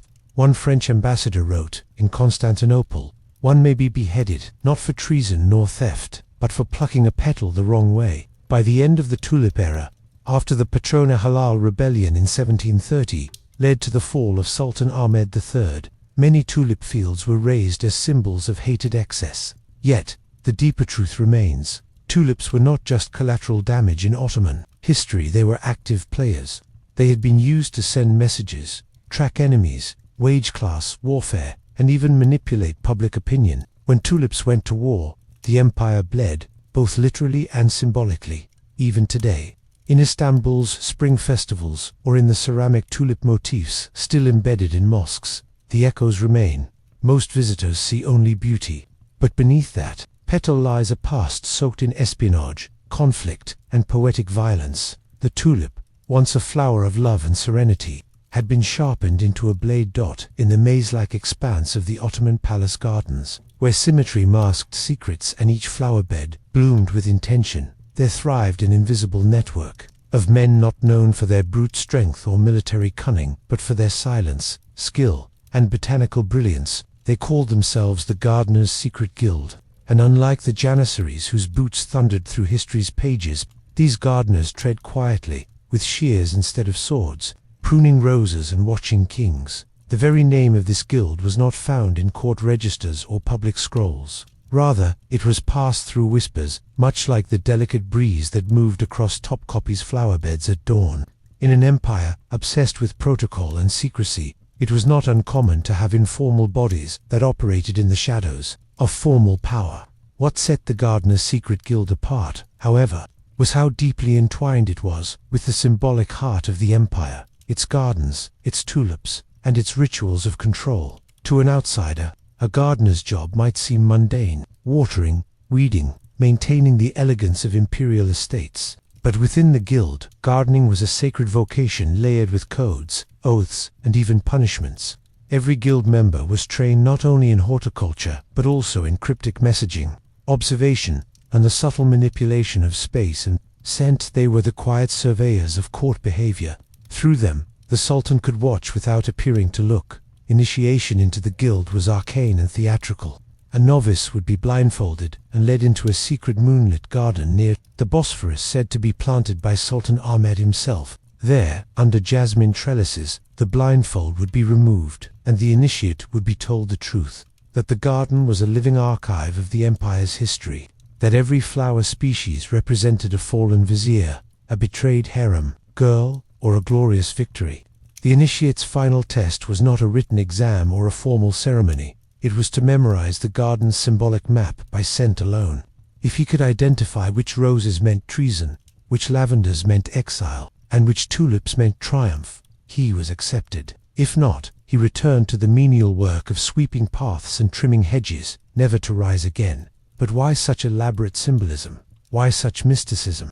The Ottomans believed deeply in the unseen layers of reality: dreams, scents, winds, divine signs, and the garden was where the physical world brushed against the metaphysical. The Gardeners' Guild believed that plants, like people, carried secrets. A drooping iris could mean illness in the harem. An overbloomed tulip might signal the sultan's indulgence, the direction of growth, the sharpness of a leaf's edge. These were data points in a language known only to those initiated. The garden spoke, and the guild interpreted. One of the guild's most sacred responsibilities was the registry of scented intelligence, a bound folio kept not in the palace library, but hidden in a sealed marble niche behind a wall of climbing roses.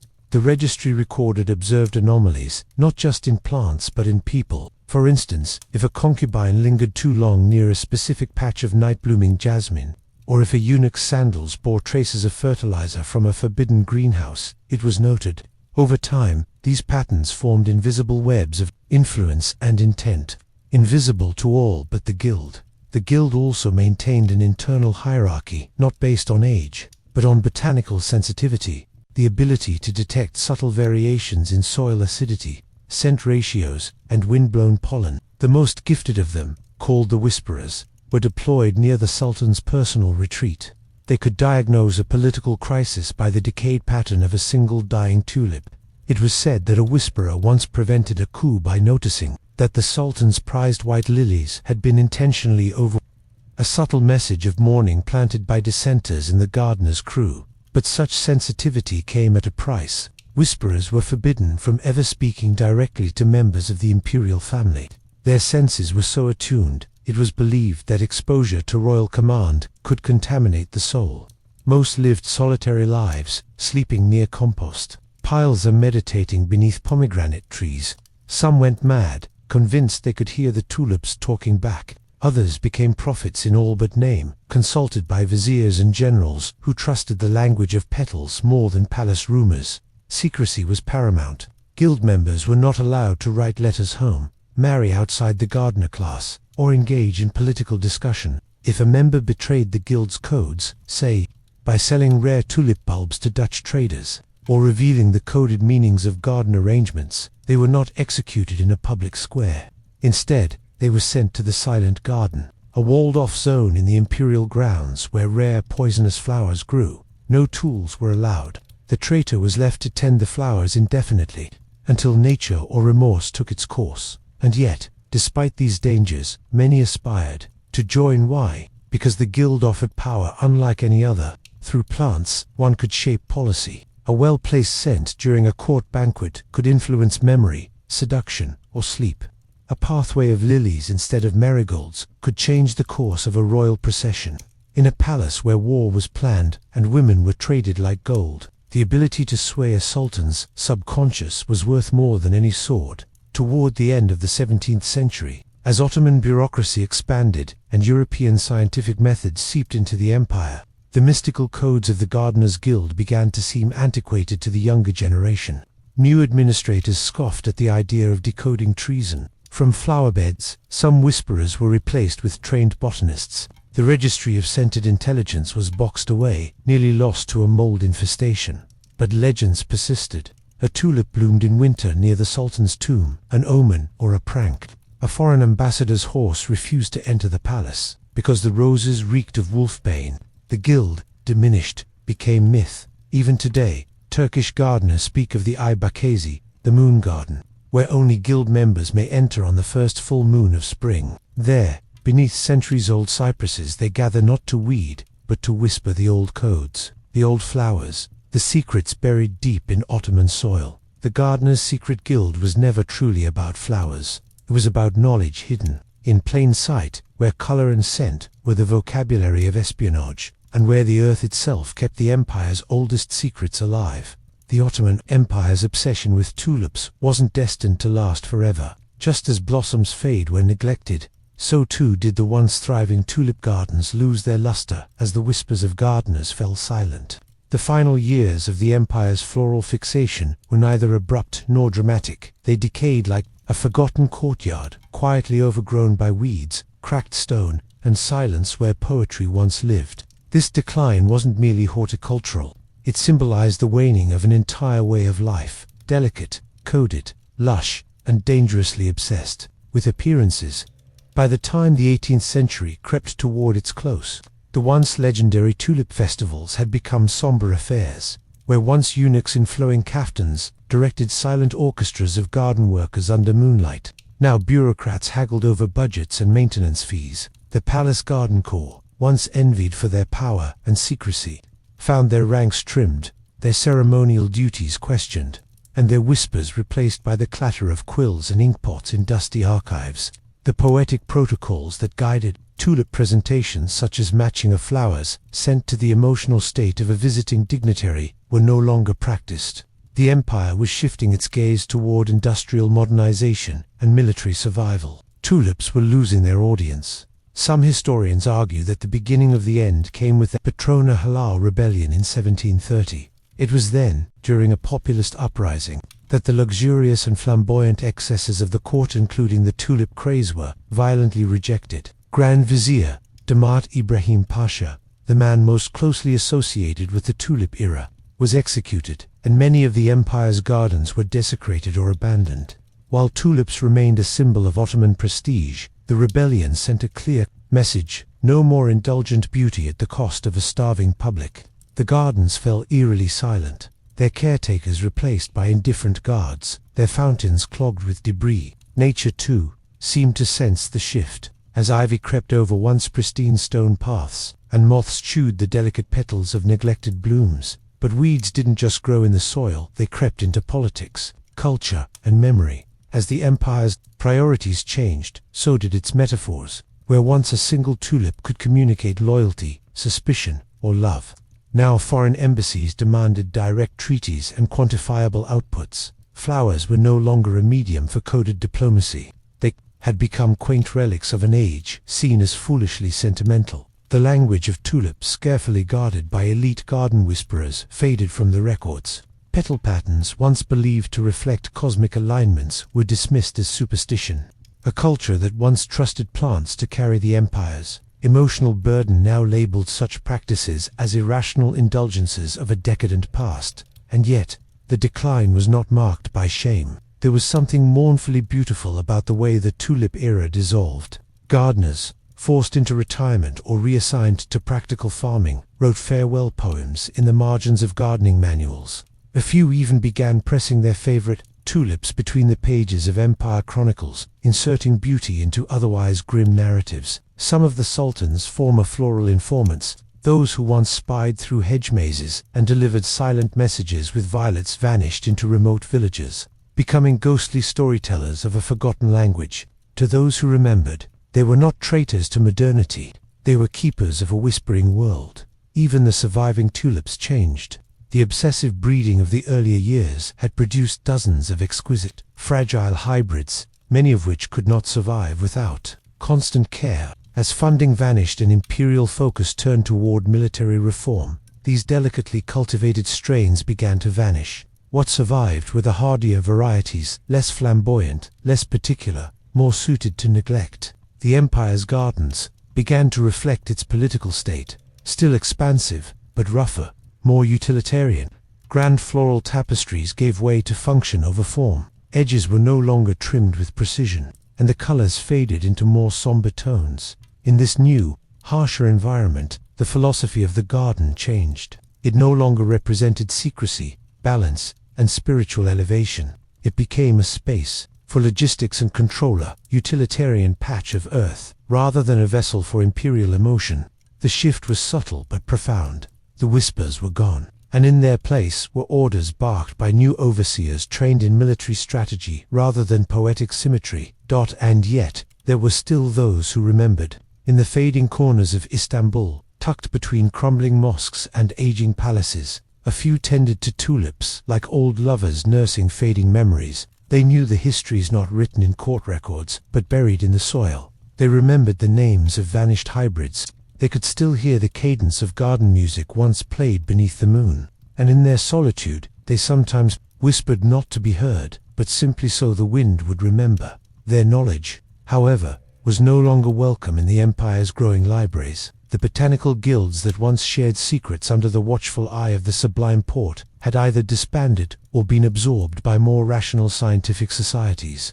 Their records, once written in elegant calligraphy on parchment, were now shelved or discarded in favor of datasheets and agricultural metrics. It was not merely that tulips fell out of favor, which was that the very idea of tulips as something sacred sensual, and intelligent, had become inconvenient. But history has a way of circling back. Though the Ottoman Empire would continue its decline through the 19th century, leading to its eventual dissolution after World War I, tulips remained strangely persistent. They appeared on textiles, in forgotten paintings, on the robes of ceremonial guards, long after their gardens had been uprooted.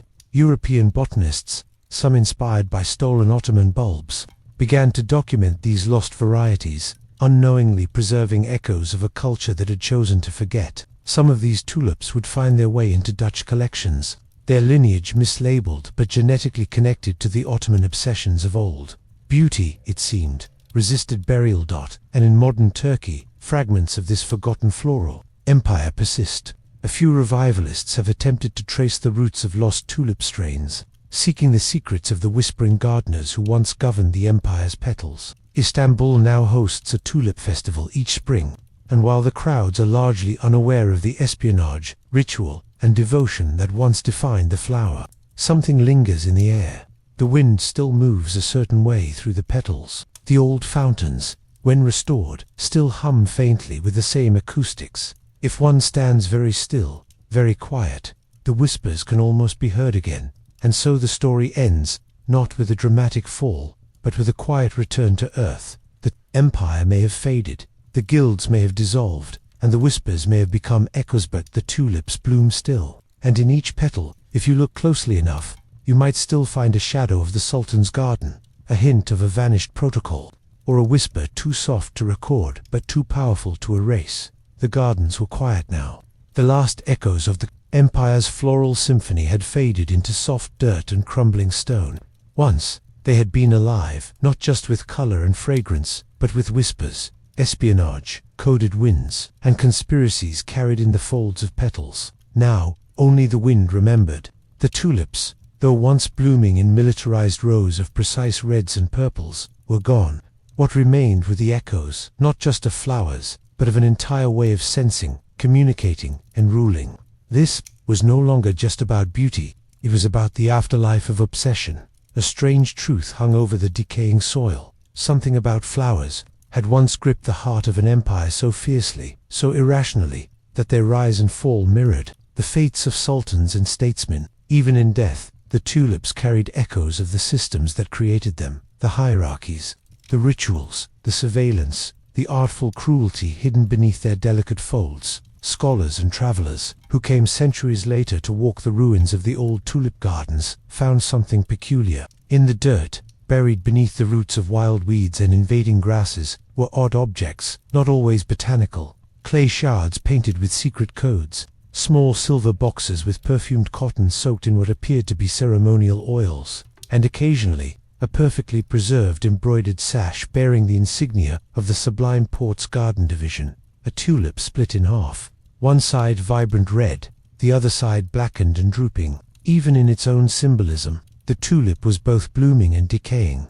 These signs hinted at the lives of those whose histories had been erased, not the sultans or the viziers. Their stories were already inscribed in books and marble. No, these traces belonged to the gardeners, the scent whisperers, the eunuchs who used floral rituals as codes, the couriers who passed secret messages tucked into flower petals. These were the forgotten architects of the Tulip Empire's shadow network, and though no state document ever listed their names, they existed in echoes, the kind that fluttered in petals, or lingered in scent. In the final days of tulipomania, when the craze had turned sour and prices began to collapse, the empire tried to control the chaos through silence. But gardens do not forget so easily. Some said that the wind in certain courtyards changed direction, as if defying orders, that certain tulips refused to bloom. A popular legend told of a rare black tulip, bred only once by the head gardener, which bloomed out of season and emitted the scent of myrrh, a funereal perfume. Just as a high-ranking vizier was executed for treason, the people whispered that the tulip had warned the empire, and the empire had ignored it. That legend took on a strange power.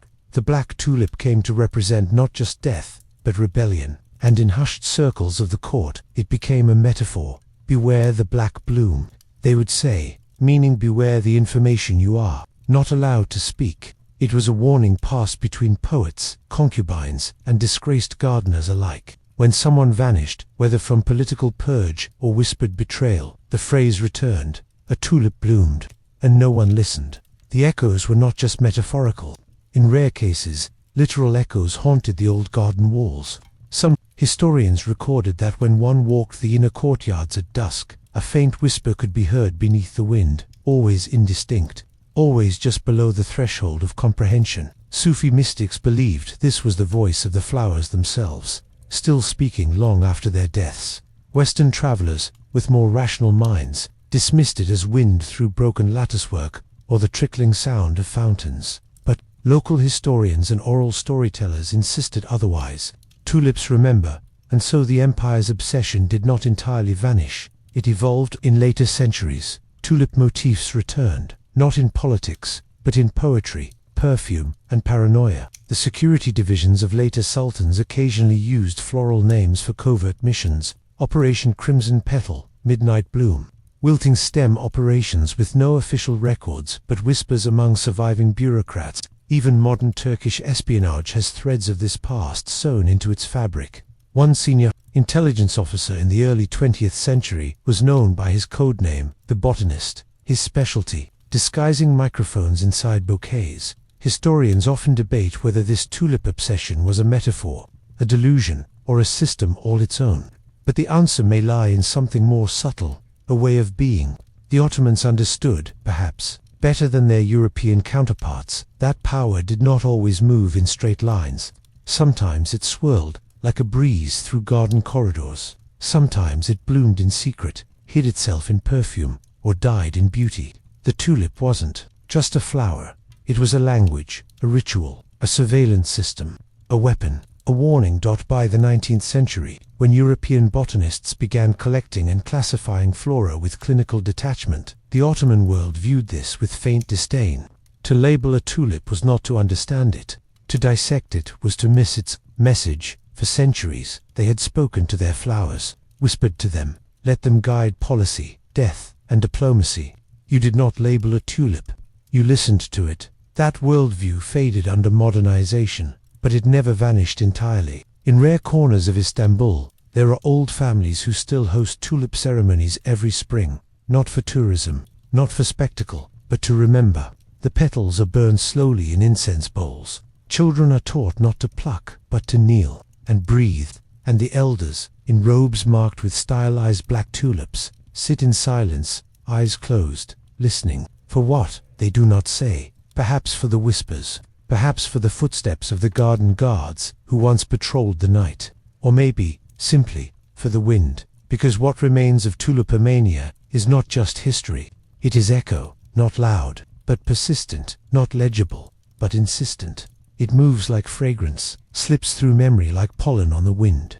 In every corner of an empire that no longer exists, something lingers, the possibility that beauty was once so dangerous, so political, so thoroughly weaponized, that even centuries later, it can still be heard, if one is quiet enough, and if you listen closely to the soil, to the stone, to the petals that bloom against reason. You might hear it too. The echo of a petal falling, the end of a breath held too long, the empire whispering back. So now, as we close the gate to the Sultan's whispering gardens, we're left, not just with tulips in bloom, but with unsettling echoes of what once was a world where flowers were not innocent, where petals carried secrets, and where the wind might be listening. We walked through a world where tulips were traded like gold, where a bloom could start a war, and where even silence in a garden could be suspicious. The Ottoman Empire's floral obsession wasn't merely about beauty. It was a carefully constructed language of power, of ritual, of coded diplomacy. Gardens became theaters, tulips became masks, gardeners became watchers, and all of it, in some way, felt like a dream slowly wilting under the sun. In this strange history, tulips were not just flowers, they were agents, they were bribes, they were quiet weapons in a perfumed battlefield. What bloomed by day was pruned by night, and every fallen petal had a whisper behind it. Sultan Ahmed's secret floral rituals, the guilds, surveillance, the executions that took place among the begonias. It's haunting, isn't it? And now, the whispers are nearly gone. The wind is quiet, but if you listen closely in certain forgotten gardens where the air still carries the scent of vanished blooms, you may just hear something. a rustle in the leaves, a hush in the air, a tulip that turns before its time. Thank you for joining us on this haunting descent into a world where flowers were never truly innocent. If history can grow in the soil of strangeness, then this tale has bloomed into something unforgettable. Until next time, stay curious, and beware of gardens that whisper back. Bedtime stories, history, sleep tight, if you can.